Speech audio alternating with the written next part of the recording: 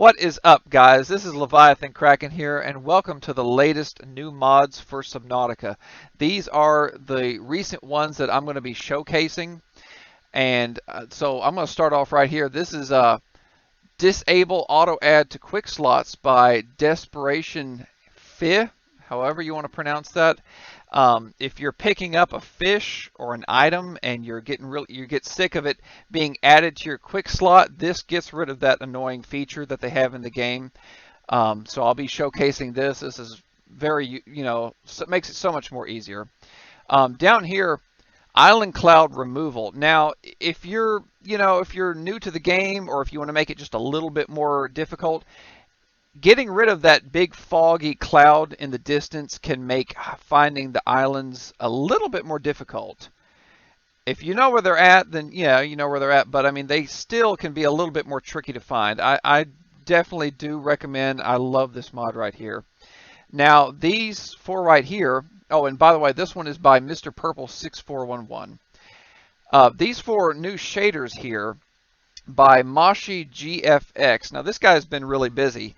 He's got, so what he's done is he's made 4 different shaders, and they're supposed to pretty much look better depending on what area you're in, whether or not you're in the shores, shallows, the depths, or just, kind of an overall shader generic. Now, one of them did not work for me. I think it could possibly be conflicting with one of my mods.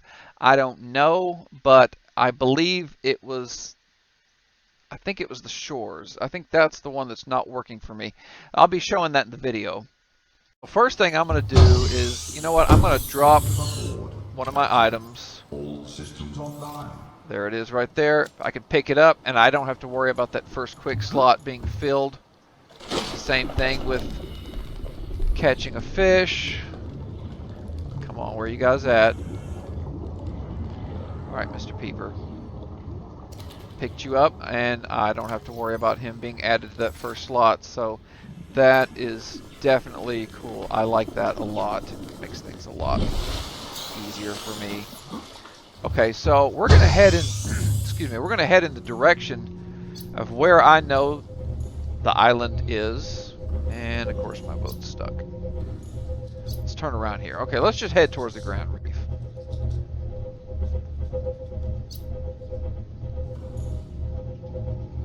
Okay, now I do have it marked, of course, where the rendezvous point was, so I know exactly where to go. But let's get out of here. Let's see, can we walk in the front? It's kind of hard to see from here, but okay. So you don't have to worry. These shallow areas.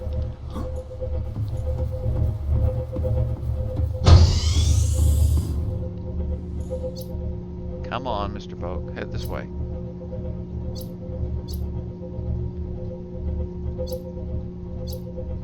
Alright, let's go. Let's see if this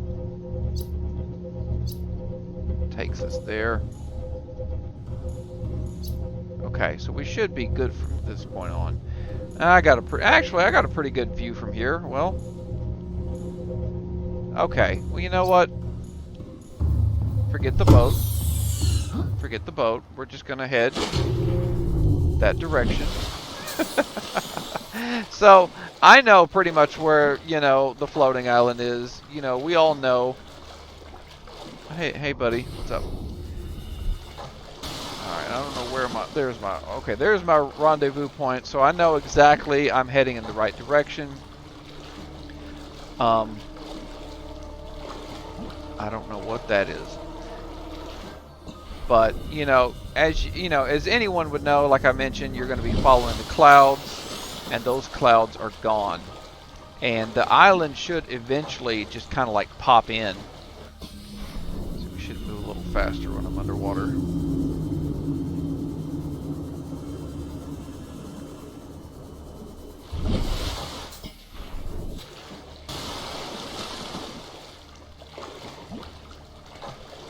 Okay, we should be getting a little bit closer here. I just want to show what it looks like when, as it pops in.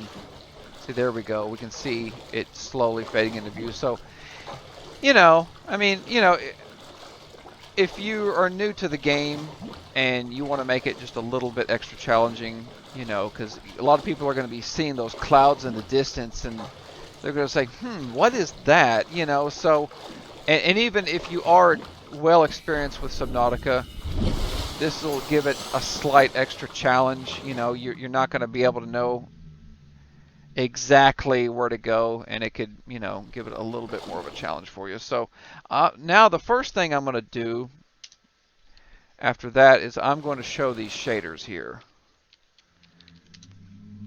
Let's see. Okay, so right now, actually, this is one of the shaders I didn't even know I was on, the deep blue shader. Now, this one looks fairly generic. I mean, it looks, you know, like I can see a little bit lighter of a color here.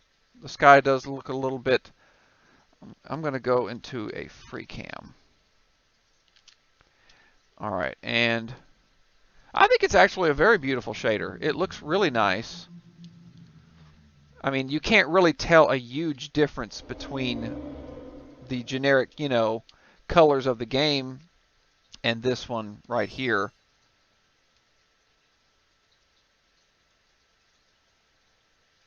This one, of course, is called the deep blue. So, you know, I mean, he's made 4 different ones that are supposed to look better in different parts of the game. That's really what they were made for. So let's check out one of the other. Now, I did have one that wasn't working for me. Okay, now this one right here, this one's working just fine. This is called the depths. Now, you know, this is if you want to make the game an actual horror game. This looks very, it has that dark, you know, sense of dread kind of feeling. And if you want a completely different experience, you could say, well, hey, you know, we landed on this planet. This is, you know, the colors that for coming from the sun and everything. You know, it can make the game feel a lot different. But very, very creepy. Even during day, this is daytime, and you're still going to have that dark, a little bit of purple right there. Purple in the sky, you know, the clouds. Now, if it's at night, oh man, that's just pitch black. No, I'm good. But yes, let's go look at a Reaper. See what he looks like up close with these colors. Or actually, you know what? I'm just going to spawn him.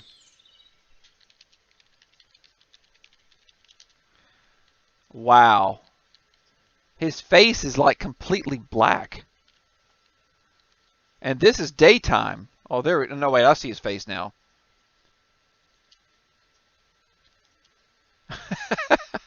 They always do that when you're free camming. For some reason, their AI just is all over the place. But anyway, I mean, with these colors, it's going to make the game a lot creepier. And can you imagine that coming at you while you're trying to do a playthrough? All right, so let's look at one. Let's look at the other shader here.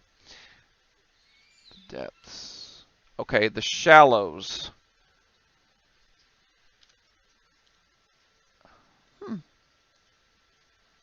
Pretty. I like it. Everything's okay. So everything's really bright down here.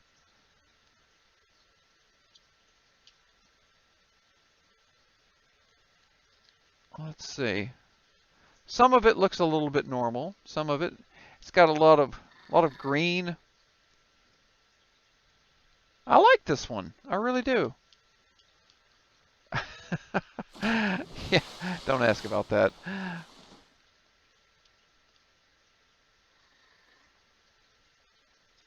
So it does make this particular area look a little bit more bland. I normally, okay, so my personal preference is I do prefer, you know, like bright, sharp, and colorful shaders. This one, you know, it makes some of it look a little bit more clear, though. I think it does kind of enhance the sharpness on some of these. The colors are very pretty though. I really do like this one. I could see myself playing through the game with this, you know, with this. But let's go back over here. For some reason, I felt this one had the most impact. Like this was really bright. It kind of, you know, it really gives you this radioactive kind of feel through here. Like this area through here looks really ominous.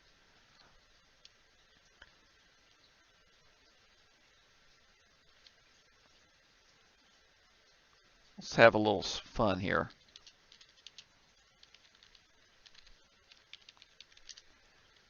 See what you look like. Oh, you look really nice on this one. He's almost got like almost a little bit of a rainbow color right there going on. Yeah, he looks awesome. I love the color on him, actually. Of course, you know, that's going to change for every different biome you're in. You know, the colors are going to be a little bit different, but man, he's got like this turquoise look going on.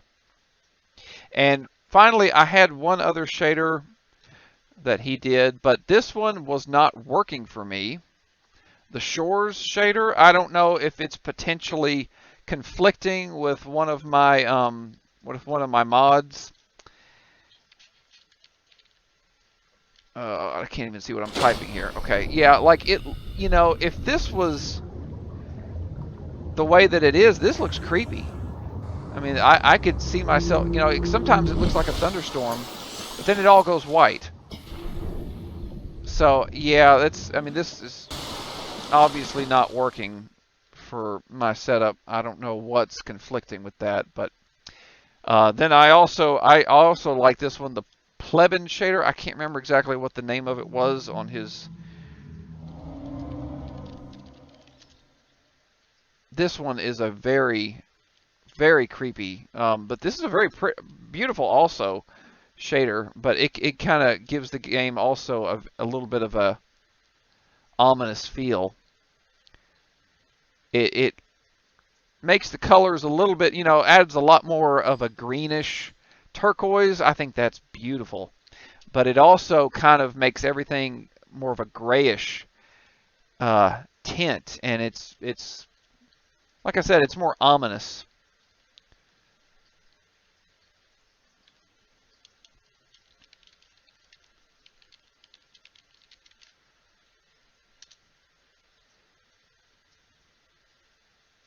But yeah, this is, I would say this is probably one of my second favorite shaders. Now the other one, the one that I'm using with my playthrough, is this one right here. I think it's a very beautiful shader. Everything, all the colors really pop out.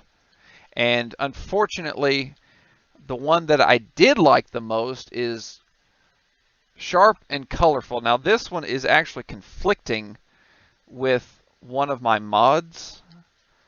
It's the night vision. For some reason this is happening, and I could delete that mod, but I don't want to because I want to use that mod. So unfortunately, I'm not able to use this shader at the moment. All right, guys, so that's pretty much all that we had here for this week. I'm going to be covering the new mods for every week, as you know, if we get any that are good. So let me know what you thought about these and if you plan on using them. If you could get this shader to work, then let me know if maybe there's something I was doing wrong. I mean, you know, it's pretty simple. You just put the file in your Subnautica directory. So it could have been just conflicting with one of my mods. I don't know, but let me know if you like these shaders, which ones you plan on using them. Let me know in the comments. If you're new here and if you would like to get more updates on all the Subnautica mods, I'm going to be covering all of them. So like and subscribe if you like what you've seen here, and peace out, guys.